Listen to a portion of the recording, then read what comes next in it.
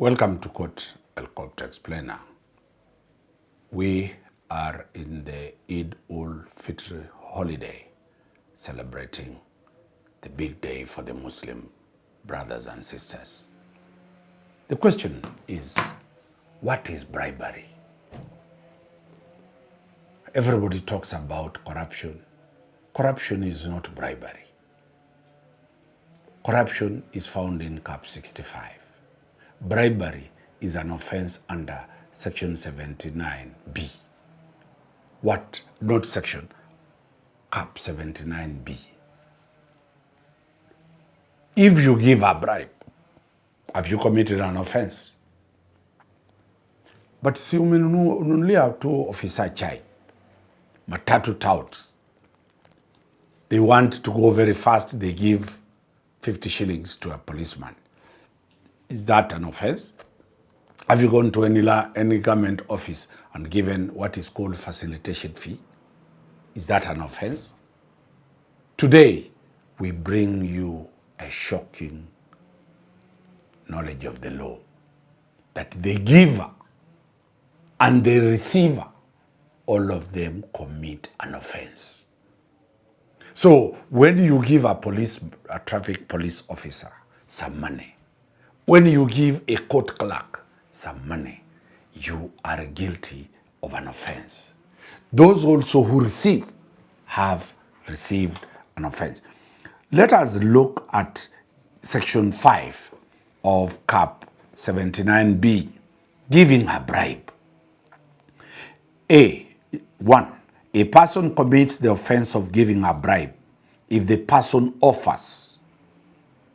If you offer, that is a bribe. 2, you promise to give or gives a financial or other advantage to another person. If the person offering or promising or giving knows or believes the acceptance of the financial or other advantage could itself constitute the improper performance of a relevant function of activity. So when you give, you commit an offense. When you promise to give, you commit an offense. It does not only mean money. If you are a woman, you are telling a man officer, I'll sleep with you if you do this to me. I will employ your son if you do this to me. I will facilitate your wife to travel to the US if you do this to me.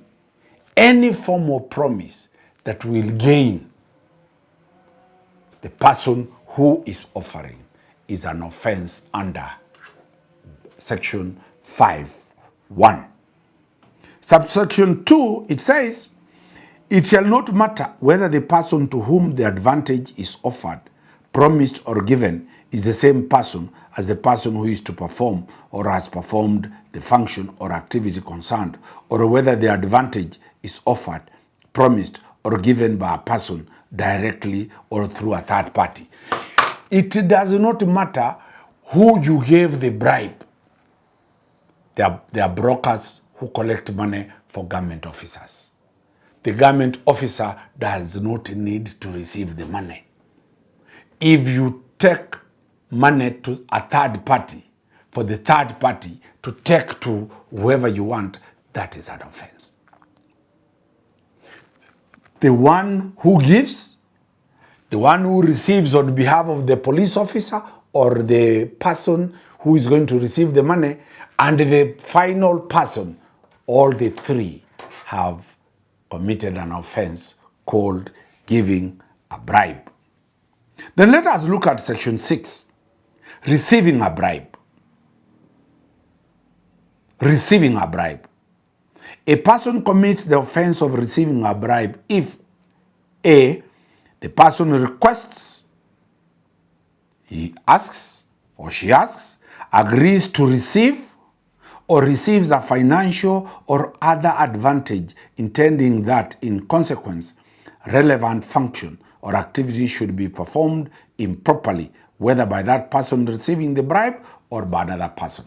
If he receives or she receives, it does not matter whether she is receiving to hand it over to somebody. You hear when you walk to a police station, unasema unajua mkubwa hawezi fanya hii kazi bila wewe kuchota ka kitu kadogo. That is receiving that person. The recipient of the bribe requests for or agrees to receive. So, if you receive and you get it, you have committed an offense. So, what is the penalty? What is the penalty for this? The penalty for this is provided for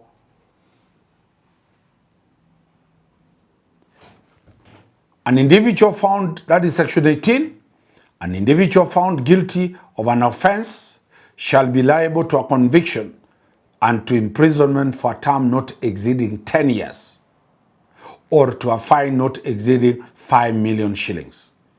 So, if you are arrested for giving a bribe or receiving a bribe, you risk to go in for 10 years or an imprisonment for a term not exceeding 10 years or to a fine not exceeding 5 million shillings. Then there is a mandatory fine, just like the corruption fine. A mandatory fine is which is times 2. The mandatory fine is equal to 5 times the amount of the benefit of the loss. Corruption is times 2. Bribery is times 5. My friend, are you getting the mandatory fine is 5 times the amount that you are supposed to pay. You now know. If you are bribed 1 million shillings, you'll pay a fine mandatory of 5 million shillings. If you bribe for your son to be employed as a police officer and you bribe 600,000, you will be fined 1.2 million shillings. So that is how. And lastly, in 8, if a convicted person is an officer, if he's an officer in the anti-corruption court or in the bribery court, will be barred from holding public office. That is why governors, when they are charged and they are convicted, you don't hold a public office. 4, a person or private entity found guilty to this will be fined 20 million shillings.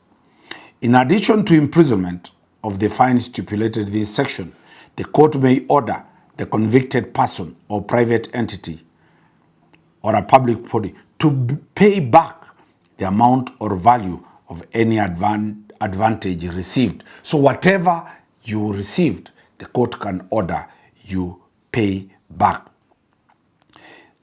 7, the court can also order confiscation of any property acquired as a result of the advantage received. If there is any property that was acquired, the court can order that property to be taken away.